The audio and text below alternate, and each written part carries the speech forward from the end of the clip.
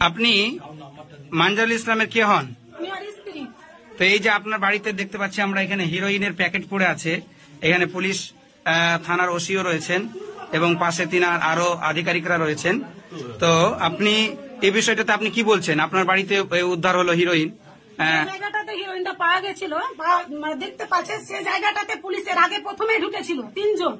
যখন কিছু পাইনি তারপর আমাকে বলছে আলমারি খুলে, আমি আলমারি খুলেছি। আলমারি খুলে ও আলমারিটা চেক করলে না, আলমারিটার একটা বালিশ টেনে ফেলে দিয়ে বলছে সে পাওয়া গেল না। ওখানে জিনিসটা রাখার চেষ্টা করছিল গুলো, কিন্তু ওখানে পারেনি কারণ আমি দাঁড়িয়েছিলাম। তারপরে বিছানটা একটুখানি, আমি যদি হিরোইন অরিজিনাল যদি হিরোইন পার্টি ধরতে চাই তাহলে আমার বিছানা নিয়ে অরিজিনাল এতটুকু জায়গা উল্টাবে না, পুরো বিছানাটাই উল্টাবে। সামান্য একটুখানি উল্টে বলছে পাওয়া গেল না, পাওয়া গেল না বলে এই ঘরে চলে এসে হিরোইনটা ফেলে দাও। পাওয়া গেল না মানেটা কি? তার মানে কি তারে ওর আগে থেকে তাহলে ঢুকে বলছে কি আছে দে, ঢুকে বলছে কি আছে দে, মারছে কবলাইছে কি আছে দে। আমি বলছি আমাদের কিচ্ছু নাই, আমি সবকিছু দেখাবো, আপনি দাঁড়িয়ে থাকেন, আমি A to Z সব বেড়ে দেখাবো। ও আমাকে সময় দিচ্ছে না, বলছে মাগি তুই এখানে দাঁড়া। এইভাবে আপনাকে ভাষা ব্যবহার করেছে? 2বার গাল দিয়েছে। কে গালিটা দিয়েছে আপনাকে? কোন এই অফিসার? স্যার আপনি যে গালি আপনার বিরুদ্ধে বলছে এটা আপনি সত্যি কি?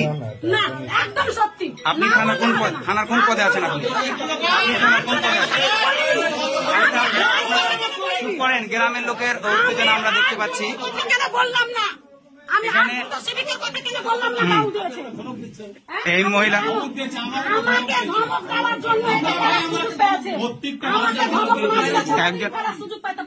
রাত্রে যখন পুলিশ আসে তখন তাদের সাথে কোনো মহিলা পুলিশ ছিল? কোনো মহিলা পুলিশ ছিল না। কোনো মহিলা পুলিশ ছিল না?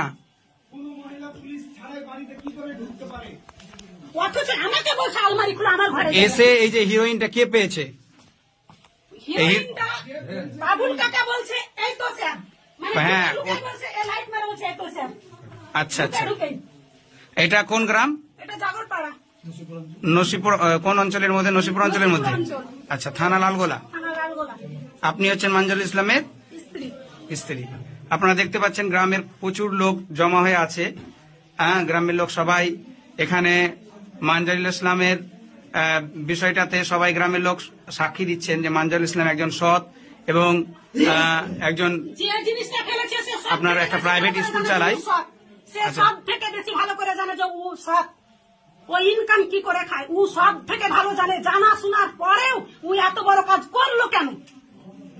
এর জন্য আপনারা এখন কি বলতে চাইছেন?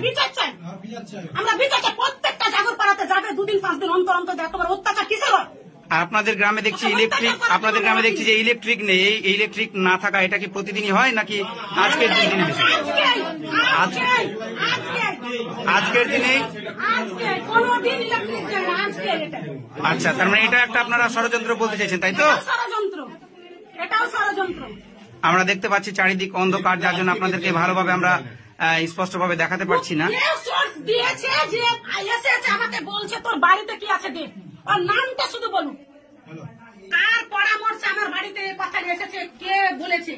আমার কথা জিজ্ঞেস করুন, আমি কি করে খাই। আমার বরের কথা জিজ্ঞেস করবে কি করে খায়।